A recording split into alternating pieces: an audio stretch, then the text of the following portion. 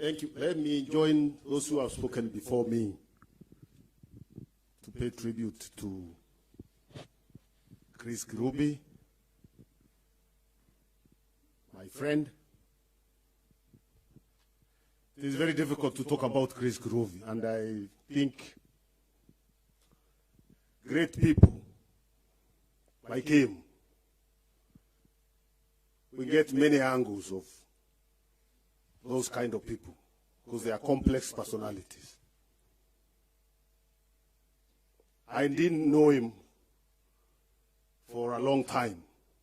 I knew him for a long time, but I met him not very many times. But he is a kind of a person you meet one time and he makes an impression. Very intense man. You meet him, you can't forget him. So I remember my first meeting with Chris and read about him. I've been hearing him in the newspapers. It's when I was a member of parliament. I met him at Intercontinental. There was a place there. There was an entertainment place there that I liked to go when I was in parliament in the evening. I would want to go and listen to music there after work. And the Chris liked to go there also because I met him there severally. Every time I met him, we would strike a conversation and talk. So he was a very easygoing man, respected all people, interacted with all people, came at the level of all people he met. That's the kind of man he was. Later, when I became a cabinet secretary, that's when we interacted more, especially when I was in trade, obviously because of his business side. And again, I learned so very many things from him about business, about the role of government, and he was always friendly to government, criticizing government, pointing out things that would need to be done, always pushing for the business case for in government, what we need to correct. But he was always positive, as many people have confirmed, those who have spoken before him. He was not reckless. He was positive. He was guiding, telling you, if we could do this, we can correct this. You've done well here, we can do better. That was the kind of man he was. And I remember the business community, KEPS and all others, really wanted him there whenever there was a meeting with government. Because then he would say things that many of them may not want to say. He would say it, but say it very, very positively. I remember, I'm just giving incidences because they explain better than trying to dissect this great man. I remember I spent, and I think that time he was already unwell. Yeah, and just was not very unwell, but he was already, he had already been diagnosed, and I think he was still quite active, but a bit unwell. I met him at General Motors.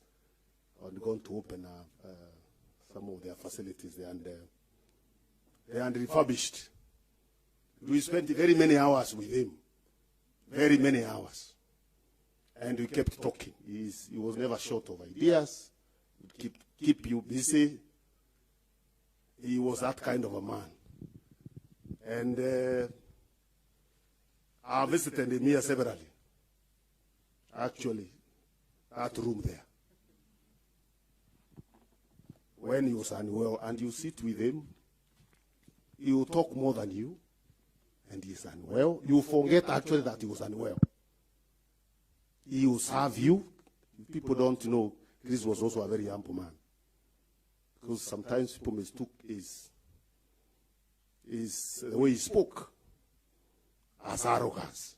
But I came to learn, when I got to know him closely, he was a very humble man, but he liked to speak his mind. He would say things the way they are. If he is doing well, he would say he's doing well. Why shouldn't he say so? Why should he keep saying he's not doing well when he's doing well?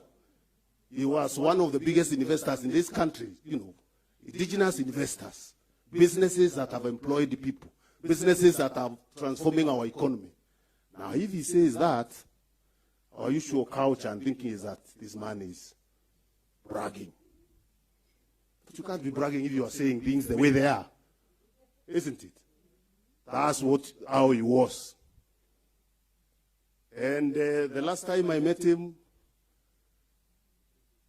that's the last few days when I was meeting him here, is when I learned he was also in agriculture. I never, thought of KIRUBI as a farmer. I knew him as an industrialist, But then we had a conversation on agriculture here, and I couldn't believe his knowledge about agriculture, what he was doing. The last conversation, he was actually going to take me to his farm. He showed me what he's doing with his bananas, the irrigation, the avocados he's doing. I couldn't believe it. And then told me about what I was doing in tea. He told me, fix tea, but forget about coffee. Because at that time I had started coffee, and I had also started talking about what we can do to bring more income for people in coffee. In tea. And he told me, tea, fix tea. Coffee is a gone case. It has too many cartels, and you will not succeed. You may not succeed dealing with those cartels. I remember that, and I remember that very strongly. But I told him, Chris, even coffee I'll fix. Even coffee. Later when we met and I told him prices had gone up for coffee, he was very happy. So that is the kind of man.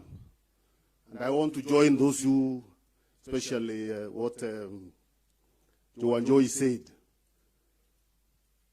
that this is a great journey. He has taken it where it is.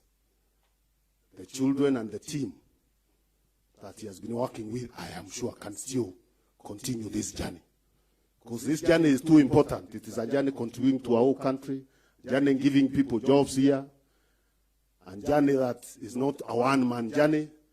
I think that team he has been mentoring and training should be able to continue this journey that Chris started, not just for memory of Chris, but for the lives that those businesses are changing, the jobs that these businesses have been giving to the people of this country. Thank you very much.